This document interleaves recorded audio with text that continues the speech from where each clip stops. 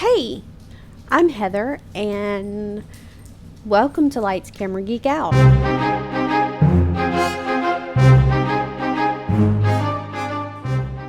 And I just wanted to pop in because last night I finished all 4 seasons of Battlestar Galactica. I did it in it was about a month that I did it, and I just kind of want to pop in because, first of all, I want to know where this series has been all my life. I mean, I heard about Battlestar Galactica whenever it was on, originally in 2004, but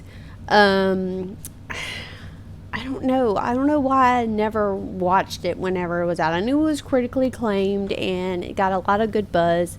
And I love sci-fi. I mean, love Star Trek: The Next Generation, Star Wars, all the typical sci-fi series. Firefly is one of my favorites. Things like that. I don't know why I never watched Battlestar Galactica.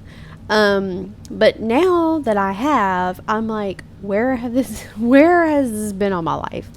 So, first of all, I want to talk about, the strengths that I thought the greatest strengths of the show. Nowadays, TV really doesn't surprise me. You can almost see the, what's going to happen next, very quickly in TV shows. And I literally gasped. Like, I don't know how many times during this series. That really was, surprising that I was surprised. No pun intended or pun intended, depending on how you want to word that. But I think one of the greatest strengths in the show's writing was the political aspects of the show, or how humans interacted with each other. When they focused more on the what would it be really like if we were attacked by Cylons and we had to take the human race, and just how everybody would react in different social aspects.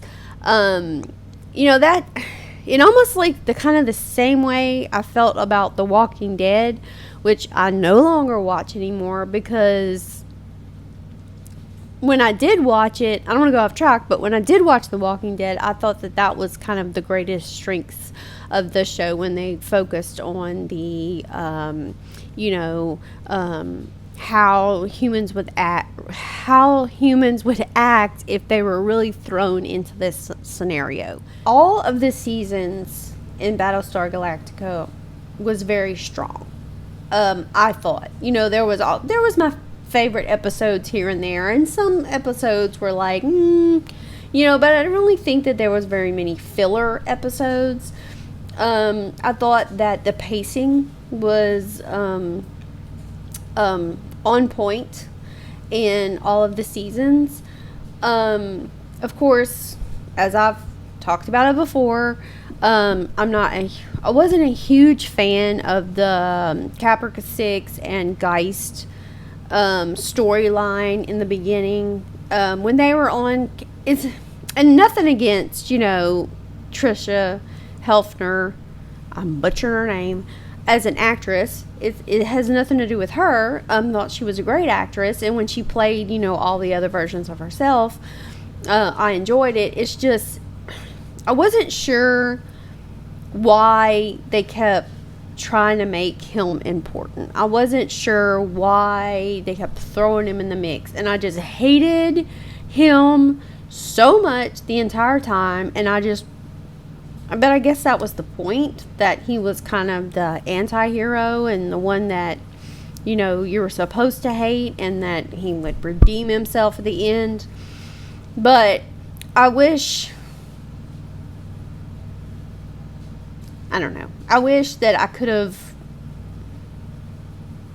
and I didn't want him to rush the storyline. I didn't know how I felt about, their little storyline that they had. because I just kind of was like, oh, well, I'd rather get back to the other characters when they were on screen. You know, who are my favorite characters through the series?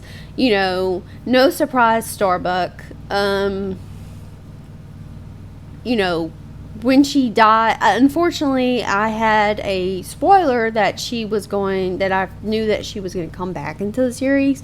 So when she died, I was like, how are they gonna, you know, bring her back or whatever? But I really liked how they brought her back and how it was a mystery. And to me, they really never explained what happened, and I was actually okay with that. I loved the chief. Even when we found out that he was a Cylon, I think that he kept with his character on how he really would react to finding out he was a Cylon and all that. So, and I ended up really liking the EXO, the guy, what was his name? Saul. I ended up really liking Saul. I hated Saul at first, but I ended up liking Saul.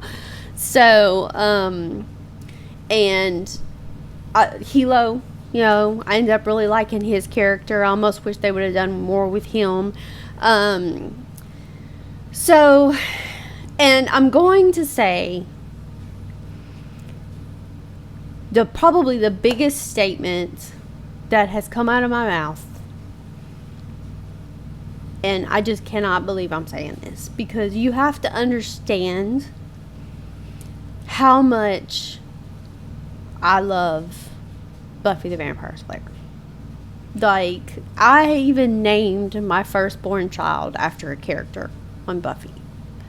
Like, you know, I'm a huge fan of Joss's work, and I love how, you know, stories are complex. But there was an iffy season in Buffy. We all know what that season is. The Initiative. Raleigh. Anyway, sorry, I have a little cough there. So I was thinking to myself when Battlestar was ending, and I'm like, this is probably one of the best, and I know Buffy's not sci-fi, but genre, sci-fi, fantasy, that type of, you know, genre, this is probably one of the best series I've ever seen.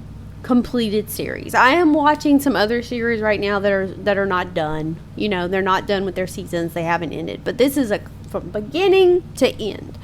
And it's just because I was surprised several times, shocked, laughed, cried. To me, there wasn't a weak season. You know, it's right up there. And I am going to watch it again. And I'm probably going to enjoy it even more on my second watch. So I just wanted to pop on because I was so excited when I was done, and just to kind of give my overall thoughts about it. So remember, it's okay to geek out, and thank you for watching.